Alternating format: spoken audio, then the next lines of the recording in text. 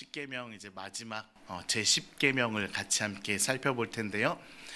우리 10주간 이 십계명의 말씀을 계속 쭉 살펴봤으니 우리 그 깊은 내용들은 다 기억하면 좋겠지만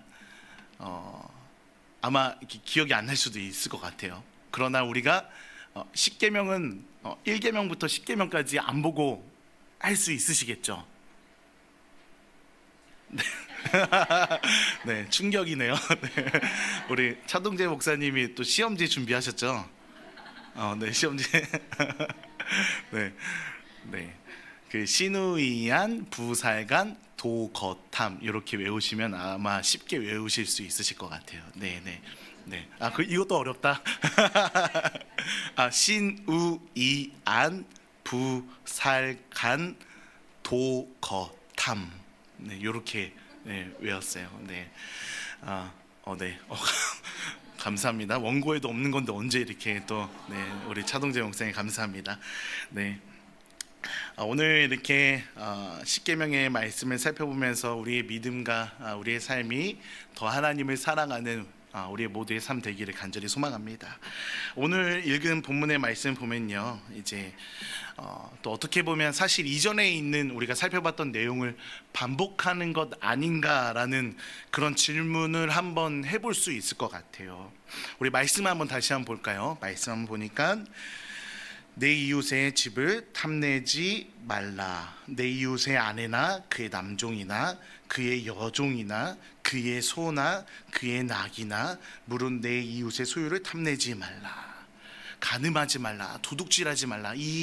우리가 같이 함께 살펴봤던 7계명, 8계명을 반복하는 것 아닌가라는 그런 생각이 들 수도 있을 것 같아요. 근데 오늘 우리가 함께 읽은 이 17절의 이 말씀 보면요, 반복해서 사용하고 있는 단어가 있습니다. 혹시 여러분 발견하셨나요?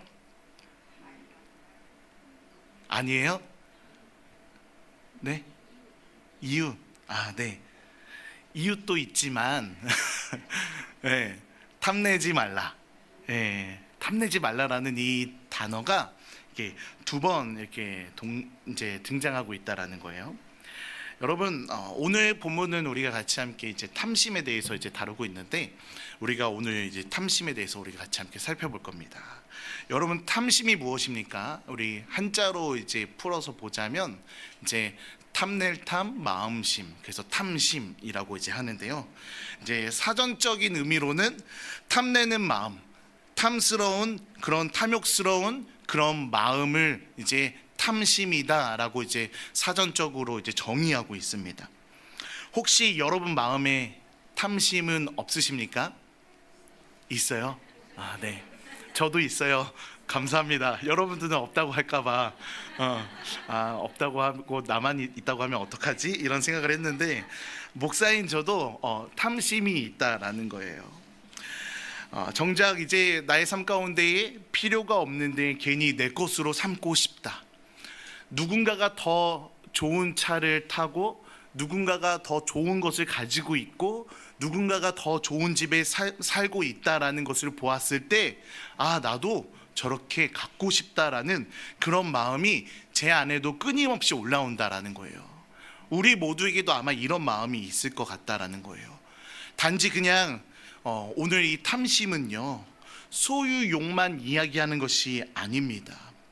누군가가 이것을 소유한 모습을 보면 나도 갖고 싶다, 나도 소유하고 싶다라는 생각이 우리 안에 끊임없이 올라온다라는 거예요. 우리 인간이 바로 그렇다라는 것입니다. 내가 아닌 누군가가 더 좋은 것을 갖고 있다면 배가 아프고 내가 저것을 갖고 싶다라는 그런 생각이 우리 안에 끊임없이 올라온다라는 거예요. 잠시 소유하고 싶다라는 생각과 꿈으로 끝난다면 여러분 괜찮습니다. 그런데 인간이 어떤 존재입니까? 죄인된 본성을 가지고 있는 악한 존재라는 거예요. 그렇기 때문에 어떤 생각과 마음으로 이어집니까? 지금 나의 삶에 만족을 느끼는 것이 아니라 나는 갖고 없지만 나는 가지고 있지 않지만 저 사람이 갖고 있다라고 생각하기 때문에 불만을 갖게 된다라는 거예요. 누구에게로 향한 불만을 갖게 됩니까? 믿지 않는 사람들은요, 자신에 대한 불만 또는 부모에 대한 불만, 자신의 어떤 상황과 환경에 대한 불만을 가진다라는 거예요. 그런데 믿는 자들, 그리스도인들은 어떻게 그 불만을 누구에게로 가져가는 줄 아십니까? 하나님께로 가져간다라는 거예요. 하나님, 왜 나의 삶에는, 하나님 왜 나의 환경은, 하나님 왜 지금 이 타이밍에는 왜 이렇게 열어주지 않으셔서 나는 왜 저런 걸 갖지 못하게 합니까? 그런 불만을 우리가 갖게 된다라는 거예요. 왜 하나님께서 나의 삶 가운데는 이런 복들을 주시지 않는지 불만을 토로한다라는 거예요. 우리는 우리의 삶을 보고 하나님께서 베푸신 것에 대한 감사보다는 불만을 갖게 된다라는 거예요. 그래서 제10계명은 그 마음을 갖지 말라라고 우리에게 말씀해 주고 있는 것입니다. 탐심은 결국 어떤 마음인지 아십니까? 탐심은요, 욕망 또는 갈망과 다르다라는 거예요. 그 차이가 있습니다. 제10계명도 탐심하지 말라라고 이제 말씀하고 있는데, 이 탐심하지 말라라고 하고 있는 것이지 그 욕망과 갈망에 대해서 금하고 있지는 않다라는 거예요. 더 나은 것, 더 좋은 것에 대한 바라는 마음을 금하는 것이 아니다라는 거예요. 성경의 말씀을 보면요, 그 마음을 가지고 나아간 인물들이 참 많이 있습니다. 성경은 우리에게 이 마음을 가지고 나아가고 있을 때 바르게 사용해야 된다, 이 마음을 바르게 가져야 된다라는 것을 우리에게 말씀해 주고 있는데요, 그 대표적인 예로 어떤 인물이 있습니까? 여러분, 사라와 한나, 어떤 공통점이 있죠? 임신하지 못하는, 그 고통을 갖고 있었던 그런 어머니 아닙니까? 이 한나와 이 사라가 바로 그런 고통을 가지고 있었다라는 거예요. 아이를 갖기를 원하는 그 마음, 그 마음의 중심에는 이들이 하나님이 있었어요. 갈망하는 그 마음이 있었죠. 아이를 갖고자 하는 그 마음. 근데 그 마음의 중심이 하나님께 있었기에 괜찮았다라는 거예요. 비록 사라는 중간에 다른 생각을 한 적도 있지만, 그러나 두 인물 마찬가지로 아이를 원하는 그 마음이 하나님께 있었다라는 것입니다. 그런데 탐심은 어떤 마음입니까? 하나님이 마음에 없는 것입니다. 그것이 바로 탐심이다라는 거예요. 그렇기 때문에 이 탐심과 욕망 또는 갈망과는 큰 차이가 있다라는 거예요. 오늘 제10계명에서는 탐심하지 말라라고 말씀하고 있는데요, 이 단어의 이 원어를 살펴보면요, 이 단어가 쓰이는 이 용례들을 살펴보니까요, 그 의미를 자세하게 말해주고 있다라는 거예요. 이제 탐심하지 말라라는 이 단어는요, 하마드라는 이 단어입니다. 히브리어인데요, 오늘 본문에서 이 하마드, 탐심하지 말라라는 이 동사가 오늘 본문에 몇 번 등장한다라고요? 2번 등장한다라는 거예요. 그러면서 그 뒤에 목적어를 두고 말하고 있습니다. 그래서 내 이웃의 집을, 또 아내를, 다른 사람의 아내를, 여종이나 남종이나 그들이 소유하고 있는 것을 탐내지 말라라고 말씀해주고 있다라는 거예요. 이 하마드라는 이 단어, 이 탐심이라는 이 단어, 탐하지 말라는 이 단어 자체가 어떤 의미를 갖고 있냐면요, 내적인 탐심이 결국에는 외적인 탐욕과 행동으로 이어지는 것을 말해주고 있는 거예요. 단순하게 내적인 그 마음에 있어서 바라는 마음에서 끝나는 것이 아니라 외적인 탐욕의 그 행동으로 이어지게 할 때 이 하마드라는 이 단어가 같이 사용되고 있다라는 거예요. 그래서 창세기 3장 6절의 말씀 보면요, 아담과 하와가 선악을 알게 하는 나무 열매 실과를 먹게 될 때도 어떤 고백을 하고 있습니까? 하와가 그 고백하죠. 먹음직도스럽고 보암직도스럽고 지혜롭게 할 만큼 탐스럽기도 한 나무인지라 라고 말해주고 있더라고요. 탐스럽기도가 아니라 탐스럽게도 네. 여기에서도 이 탐스럽기도 할 때 이 하마드라는 이 단어, 십계명 이 제 10계명의 말씀에도 탐내지 말라라고 사용한 이 단어가 동일하게 여기에도 사용되고 있다라는 거예요. 그래서 아담과 하와는 결국에는 그 탐심으로 끝나는 것이 아니라 어떻게 했습니까? 뱀의 유혹으로 인하여서 나무 열매 실과를 먹게 되죠. 그 열매를 따먹게 됩니다. 그 뒤에 이제 탐심, 이 하마드 뒤에 이어진 행동이 바로 하나님께서 금하신 절대로 먹지 말라라고 한 그 선악을 알게 하는 나무 열매 실과를 먹게 됨으로써 그들의 탐심이 결국에는 행동으로 이어졌다라는 거예요. 그래서 이 행동으로 이어진 이 단어가 무엇인지 아십니까? 라카으라는 이 단어예요. 그러니까 이 하마드라는 이 단어 뒤에는 늘 항상 라카으라는, 그러니까 내적의 그 탐욕의 그 마음이, 탐심의 마음이 이어져서 행동으로 표현된 그 단어가 바로 라카으라는 이 단어가 사용되었다라는 거예요. 또 여호수아 7장 21절에도 마찬가지입니다. 아간이 이제 시내산에서 이제 수놓은 그 외투 한 벌과 은 200세겔과 그리고 50세겔 정도 되는 이제 그 무게의 금 한 덩이를 보고 바로 하마드하였다라는 거예요. 먼저 그것을 보고 탐욕을 품었다라는 거예요. 탐심을 가졌다라는 거예요. 그리고 이것을 몰래 숨겨서 자기 것으로 만들었는데요. 그때도 마찬가지 하마드라는 이 단어가 등장한 다음에 뒤에 라카으라는 단어가 등장하고 있다라는 거예요. 지난주 이제 우리 몇 계명 했죠? 9계명. 9계명은 뭐죠? 9. 이정은 원사님이 정확하게 얘기해 주셨는데 9계명은 구라치지 말라. 네, 네, 거짓 증거하지 말라라고 이제 말씀하고 있는데, 장세아 전도사님이 제 9계명에 대해서 이제 이야기하실 때, 말씀하실 때, 말씀을 전해 주실 때 나봇의 포도원 이야기 해줬잖아요. 그 나봇의 포도원도 마찬가지, 아합과 이세벨이 이 나봇의 포도원을 갖고 싶어서 거짓 증인을 세워 어떻게 합니까? 나봇을 죽이고 그 포도원을 자기의 것으로 취했다라는 거예요. 이때도 마찬가지 그들의 탐심, 이 하마드라는 것이 이제 라카으로 이어졌다라는 것이죠. 결국에는 이 탐심은 결국에는 행동으로 이어지게 된다라는 것입니다. 여러분, 탐심이 바로 이런 것입니다. 그렇기 때문에 탐심을 갖는다라는 것은 무엇이냐면요, 바로 죄라는 거예요. 단지 그냥 단순하게 생각만 했는데, 마음으로 품기만 하였는데 그것이 죄가 된다는 것입니다. 탐심이 죄가 되는 것은 무엇 때문입니까?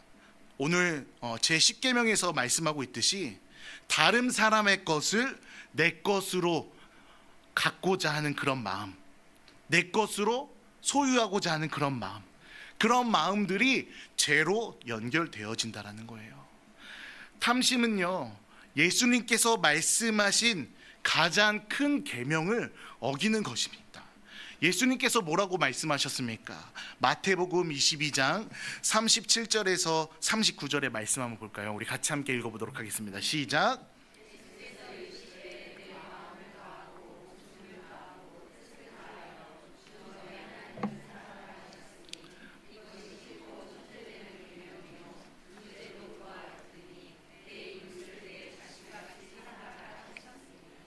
아멘.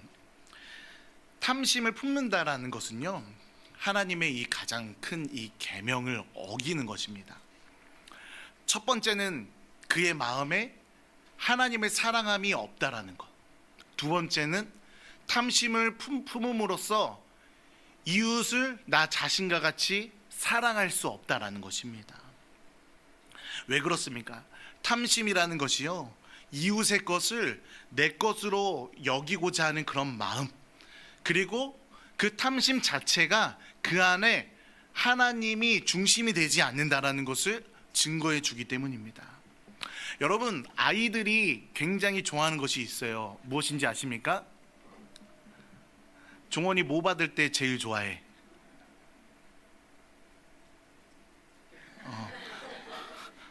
선물.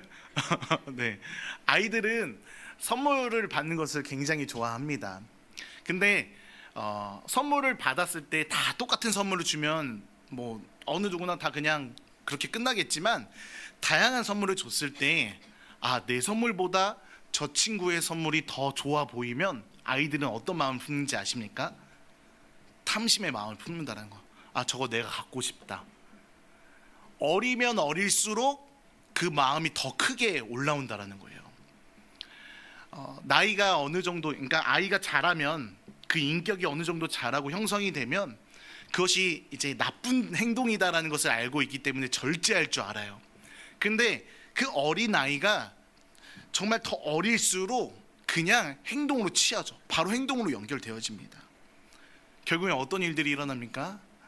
울고 싸우고 또 부모들이 와서 중재하고 그런 일들이 펼쳐진다라는 거예요.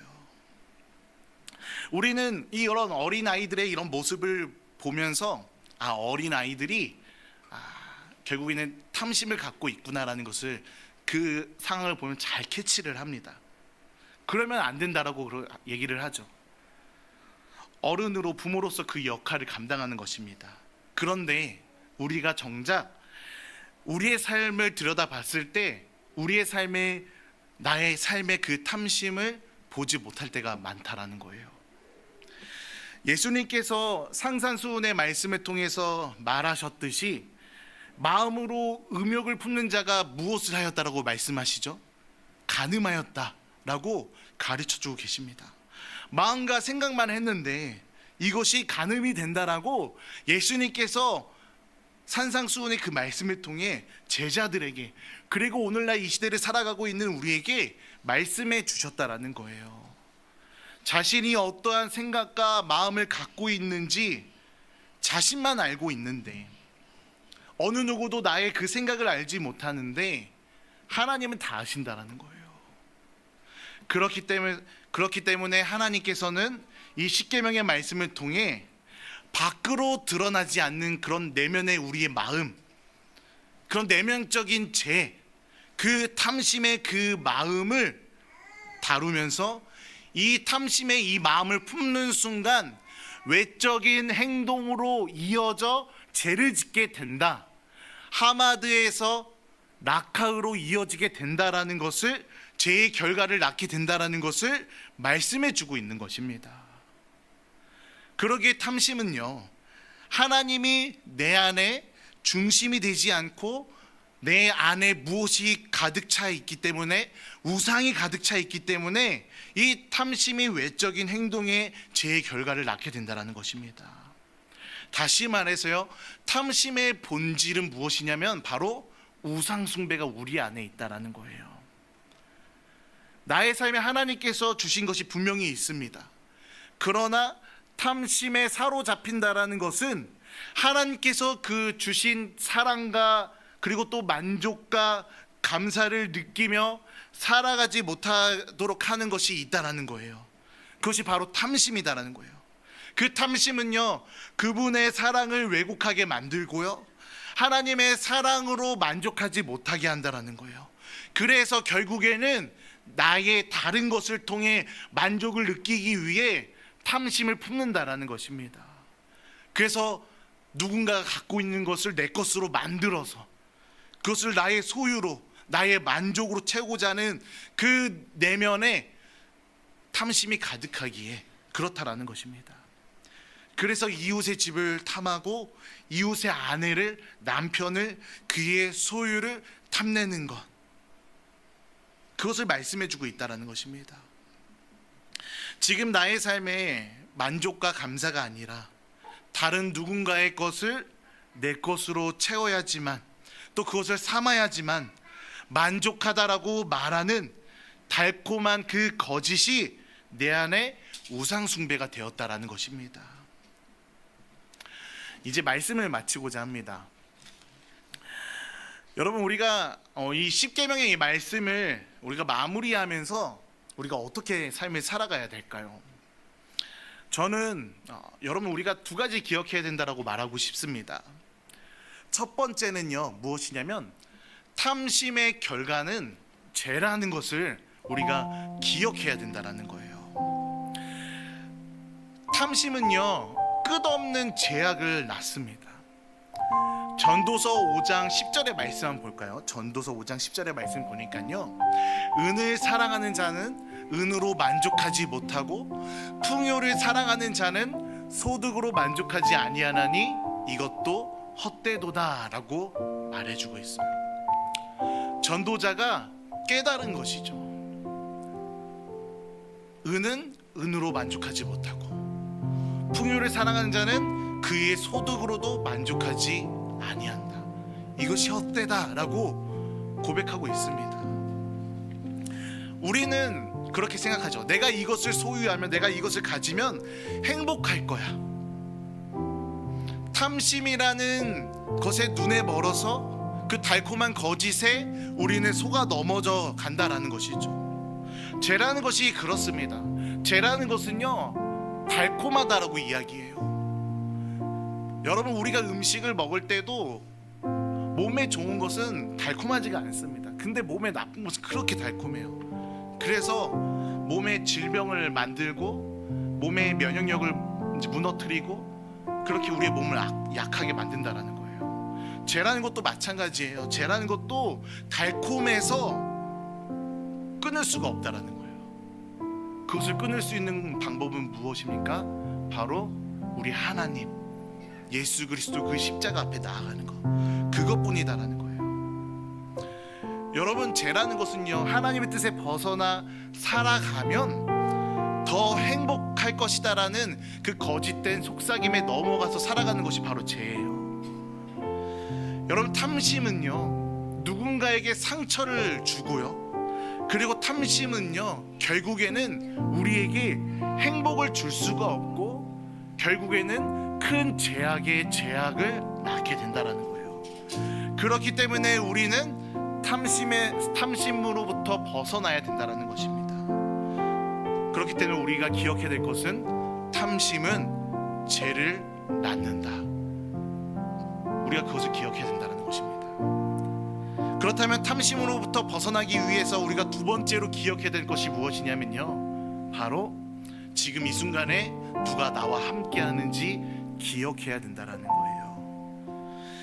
여러분, 탐심을 갖는다라는 것은요, 이미 내 안에 하나님이 중심이 아니다라는 것을 보여주는 거예요. 여러분, 그렇기 때문에 우리가 이 땅에서 삶을 살아갈 때 내 안에 중심이 어디에 있는가 날마다 살펴봐야 된다라는 거예요. 여러분, 우리의 삶 가운데 누가 함께 하십니까? 지금 여러분들 삶 가운데 누가 함께하고 있어요? 정말 하나님이 함께하고 계십니까? 임마누엘, 그 예수님께서 함께하고 계십니까? 여러분, 우리가 이 하나님과 함께한다라면 이 제10계명의 이 말씀을 우리가 쉽게 지킬 수 있어요. 이 모든 1계명부터 10계명까지의 이 말씀은 우리를 올가매는 것이 아니라 이 말씀을 통해 하나님을 더 사랑하라고, 하나님 앞에 더 나아가라고 이 말씀을 우리에게 주신 줄 믿습니다. 그래서 이 말씀을 지키는 것이 때로는 쉽지는 않지만 이 말씀이 분명히 우리의 삶에 어떤 올가매는 것이 아니라 주님을 더 사랑하라고 주신 메시지다라는 것을 우리가 기억해야 된다는 거예요. 사랑하는 성도 여러분, 여러분의 삶은 누구와 함께하고 있습니까? 정말 이 하나님과 함께하고 있습니까? 그 마음의 중심이 정말 바르게 서 있어서 늘 하나님을 가까이 하고 늘 예배할 때 그냥 형식적으로 예배하는 것이 아니라 정말 온 마음을 다해 주님을 예배하는 우리 모두가 될 수 있기를 간절히 소망합니다. 그래서 오늘 이 두 가지를 기억하며 오늘 이 10계명을 마무리하는데요, 우리 모두가 더 하나님을 사랑할 수 있기를 예수님의 이름으로 간절히 축복합니다. 아멘.